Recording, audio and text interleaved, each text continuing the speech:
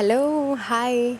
Welcome to It's Not That Serious, Episode 1, a podcast by me, Sejal, your host, and I'm here to talk about anything that is going on in the world, like a friend, or I don't know, just I don't want to be preachy. Like when I was, before starting the video, I was thinking about what I should talk about, what my first episode should be like. So, firstly, I just want to address a few things, like maybe an introduction of sorts, I don't know. My mic, which is so cute. This is a wooden spatula I stole from my mom's kitchen. The next thing would be I don't have specs, these are just for fancy purposes. The third thing would be my phone is a little cuckoo, like it stops in the middle, and I don't know, I need to get a new phone. The quality is also not that great, if you can see.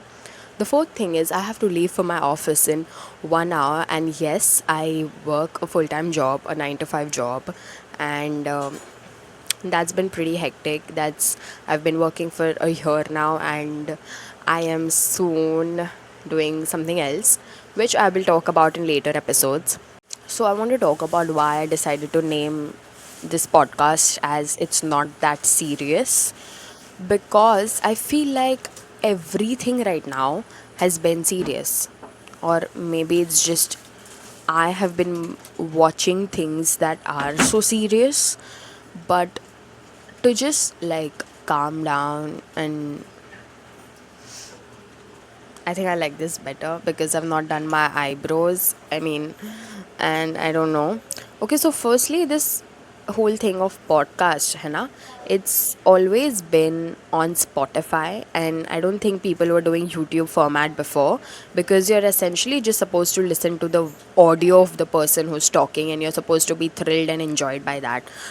So essentially, because of the overconsumption, nobody wants to listen to just one thing. Everybody wants to like keep repeating on and on about the next thing, and everybody wants to like feel the thrill in the first 10 seconds or in the first 10 minutes maybe of watching something. And if you're not thrilled by that, you're going to just skip to the next show, because you obviously have your comfort podcast, you have your comfort shows. Like even I do, I have my comfort podcasts, and I don't really give other podcasts a try, no matter how much people ramble about it.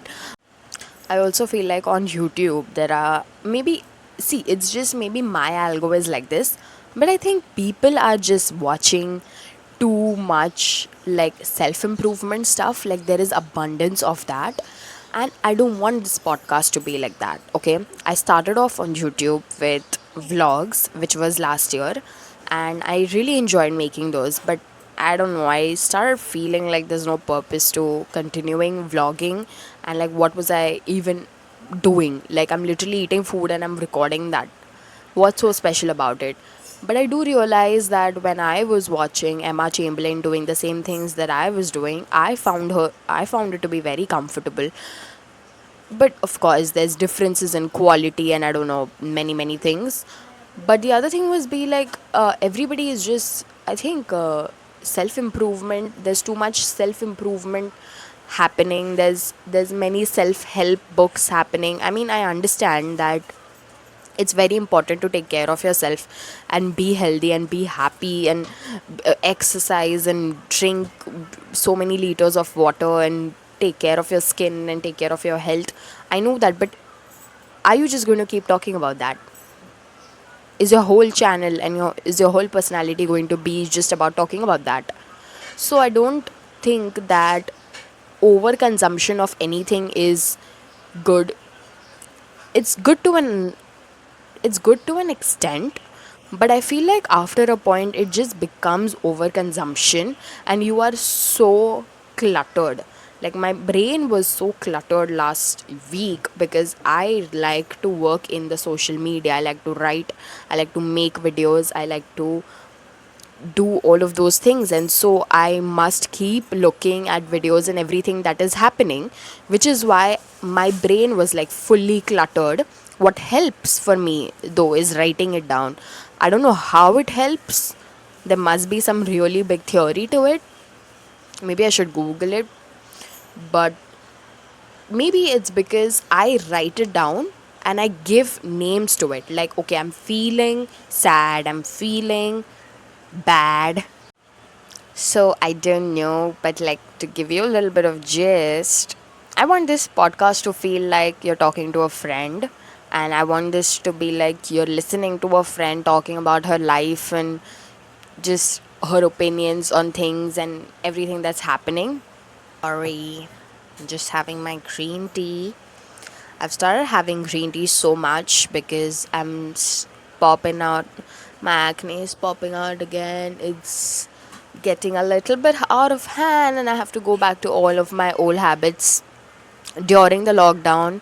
Um, and I just have to continue doing all of those. Maybe like a few episodes later, you're going to see a change of scene, hopefully soon. Okay, so I want to tell you all a little bit about how I'm dealing with this acne situation that I have. People are really on about something, bro. Everybody has some solution, some advice to give. Like, why am I asking you? Am I talking about it in front of you? I know you can see it because I do not apply makeup on it, but who asked for your opinion? Like, if walking am I a walking billboard asking for please give me some advice for my skincare? No, mister. I am doing really fine with my skin in my own skin, and I don't think I need your advice unless it's like a friend, like a really close friend, and she's like, or he's like, hey, are you okay? Like, what's happening with your skin? It used to be flawless and now it's just fucked, I think. I'll be like, yeah, I mean, yes, it is fucked, but I am taking all of the things that I need to do. See, the part where it falls, it all falls back is when I start eating so much sweet food to the point where I just don't care. Like the brownie is so delicious that I don't think I give enough shit for me to get a pimple tomorrow, which is what I regret a month later because then it piles up. All of the sugar in my body, it starts to slowly show up on my skin. It does not show on my body that much, which because I have high metabolism, but it shows up on my skin like anything. And it's not that hard for me to record, even though I have acne, but for some reason, like other people are really on about giving me advice. Keep it to yourself, okay? I've also seen this is a very this is a very ongoing thing with people who are dealing with any insecurity whatsoever, whether they're fat, whether they're slim. Like I remember during my second third year of college, I was extremely thin, bro. Like I lost a lot of weight because I was taking care of my skin, so I was not eating junk, and then I lost weight, and then I don't know, like I did not feel strong. I really did not feel strong in my body, and I didn't think I was eating very well. I didn't think I was focusing on myself that much. I don't know, maybe I wasn't happy, okay? I really don't know. But what happened was it really started affecting me mentally, and I wanted to gain weight. And so, of course, I started that. But I just want to tell those people out there who are looking at a person who's fat or who's extremely thin, who does not look well, they know. They're looking at themselves in the mirror and they know they're not doing well and they're doing everything, maybe, if to improve. They're mostly 100% of the people you see, okay, 99% of the people you see, they are doing whatever they can in their capacity to change how their body feels.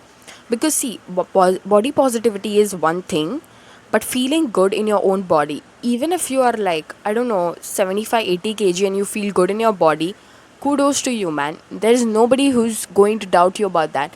You see, all these insecurities are instilled into our brain by others. So if you see my nose, I have a long and a big nose, right? It's very prominent on my face. It's a long and a big nose. I never felt insecure about that until the fourth or fifth standard when my peers. I was in a very trashy school, by the way. Like, I will talk about that some other day, but they started teasing me. And when somebody bullies you in school in your fifth, sixth, seventh grade, bro, that's not great. That's not good. Like, that's just fucking insane, bro. Like, we're all growing and you're teasing me. You're going to instill this into my brain for the rest of my life until maybe what, the first or the second year of college that I feel better. I think that's completely absurd how people are so okay with teasing you on your face or just not good, buddy, not good.